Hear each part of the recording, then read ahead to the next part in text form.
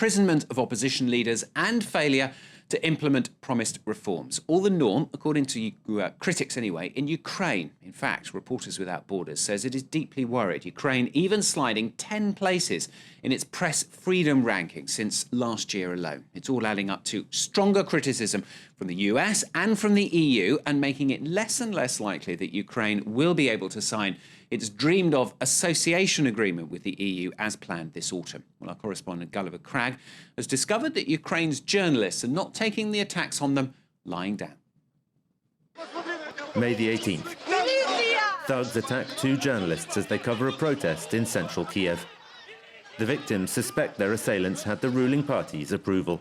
The police failed to intervene, they say, and are now reluctant to punish the attackers. When we called for help, the closest officer to me was closer than you're standing now. But they didn't react in any way. Not when we said we were journalists, nor when we asked them for help. A parliamentary committee on press freedom is looking into the matter under the watchful eye of observers from the European Union. Ukraine wants to allay criticism of its record on freedom of expression. To say Ukraine in its short life should have solved its problems, overcome the heritage of Soviet journalism, and become just like Western Europe is unfair. It's like expecting a child to behave like an adult. The EU is not impressed. We have indeed noticed a growing number of physical assaults on journalists. We have also noted several facts of censorship. But the generation of Ukrainian journalists that came of age during 2004's Orange Revolution are refusing to give up the freedoms they won then. Numerous public events, such as this open-access painting session, seek to draw attention to the issue. In the past 3 years, I've quit 2 different TV channels because of censorship. In April, TVI, the last real opposition TV channel in Ukraine, was subjected to a hostile takeover. 30 journalists resigned in protest. Now a number of them are working on an alternative: online public broadcasting. So it's going to have public.tv written like that at the top, our address. They're appealing for funding from both individuals and institutions, including the EU.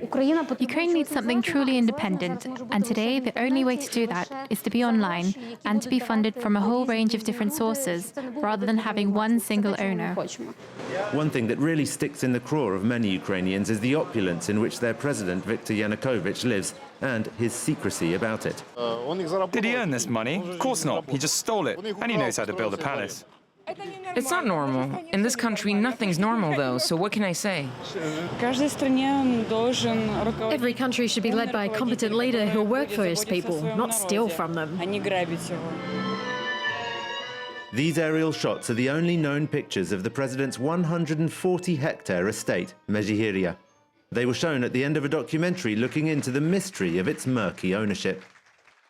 Every year on National Journalists' Day, reporters travel to the site and are refused entry. This year, the welcome was less hostile than usual, though. I invite you all for a restaurant meal to celebrate National Journalists' Day. And who's going to pay for this banquet? The same taxpayers who paid for the cake you tried to give us before? The president's estate is a symbol of corruption. Our question to the president is this: who paid for all of this to be built? This was state property. How did it become private property? We want this information, and we will get this information. Currently, polls show less than half of Ukrainians even know the president's palace exists. Proof, if proof were needed, that independent media here are struggling to make themselves heard. Gulliver CRAGG there reporting for Focus here on France 24. Sport now. It's all about a new manager today for Chelsea. You might just recognise him.